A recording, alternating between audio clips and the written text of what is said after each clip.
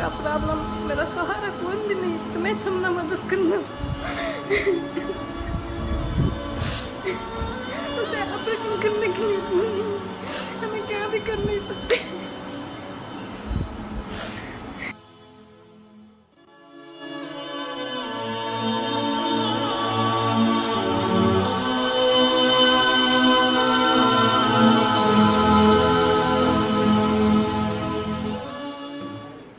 ಅಸ್ಸಲಾಮು ಅಲೈಕುಂ ವರಹಮತುಲ್ಲಾಹಿ ವಬರಕಾತು. ನನ್ನೆಲ್ಲ ಆತ್ಮೀಯ ಸಹೋದರಿಗೆ ಅಸ್ಸಲಾಮು ಅಲೈಕುಂ. ನಾನೀಗ ಪುತ್ತೂರಿನ ಮಹಾವೀರ ಆಸ್ಪತ್ರೆಯಲ್ಲಿದ್ದೇನೆ.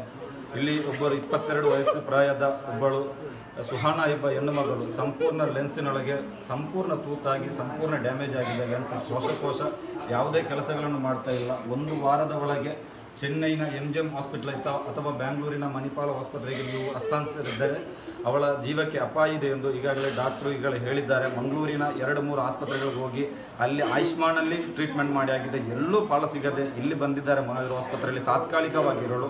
ಈಗ ಮುಂದಿನ ಚಿಕಿತ್ಸೆ 1 ವಾರದೊಳಗೆ ನಾವು ಇಲ್ಲಿಂದ ಚೆನ್ನೈನ MGM ಆಸ್ಪತ್ರೆಗೆ ಟ್ರಾನ್ಸ್ಪ್ಲಾಂಟ್ ಮಾಡದಿದ್ದರೆ ಆ 22 ವರ್ಷದ ಬದುಕಬೇಕಿದ್ದ ಆ ಸಹೋದರಿಯ ಜೀವ ಅಪಾಯದಲ್ಲಿದೆ. ಯಾಕಂತ ಹೇಳಿದ್ರೆ ಅವರಿಗೆ ಗಂಡಸಿನ ಯಾವುದೇ ಆಧಾರ ಇಲ್ಲ. ಇದ್ದ ಒಬ್ಬ ತಂದೆ ಅವರನ್ನು ಬಿಟ್ಟು ದೂರ ಹೋಗಿದ್ದಾರೆ. ಅದೇ ರೀತಿ ಅವರ ಅಣ್ಣ ಒಬ್ಬ ಇದ್ದ, ಅವರಿಗೆ ಇವರ ಚಿಕಿತ್ಸೆ ವೆಚ್ಚವನ್ನು ಭರಿಸಲಾಗದೆ ಅವನು ಸಹ ತನ್ನ ಹೆಂಡತಿ ಮಕ್ಕಳೊಂದಿಗೆ ದೂರ ಸರಿದಿದ್ದಾನೆ.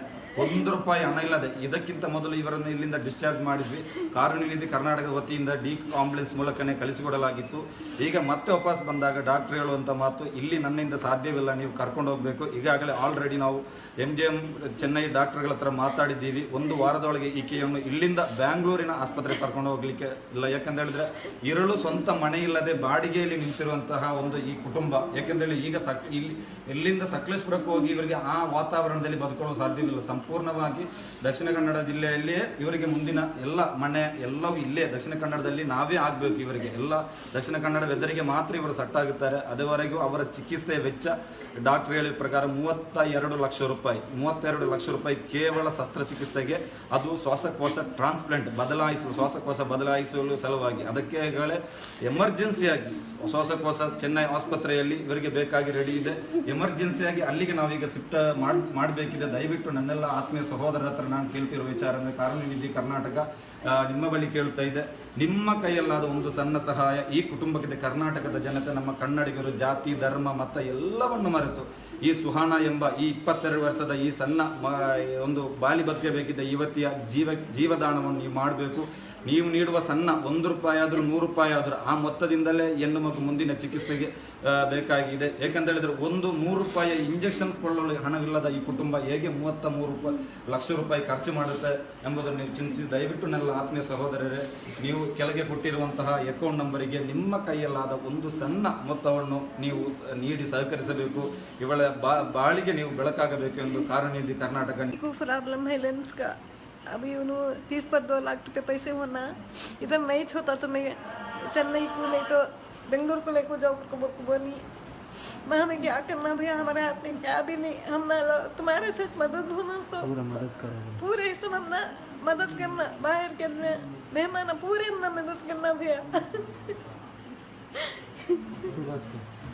अस्सलाम वालेकुम। मैं हॉस्पिटल में एडमिट होकर हूँ। मैं आ गई, मेरा लंग्स 2 भी फेलियर है, डैमेज है। मेरा ऑपरेशन कीजिए। मेरे अम्मी इकलीच कहीं से और कौन भी नहीं।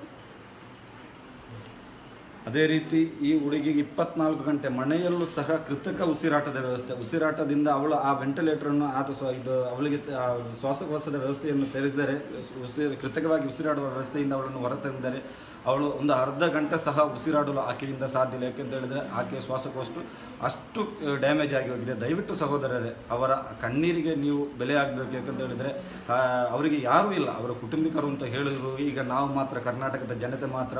ದಯವಿಟ್ಟು ನನ್ನೆಲ್ಲ ಸಹೋದರರು ಸಹಾಯ ಮಾಡಿ.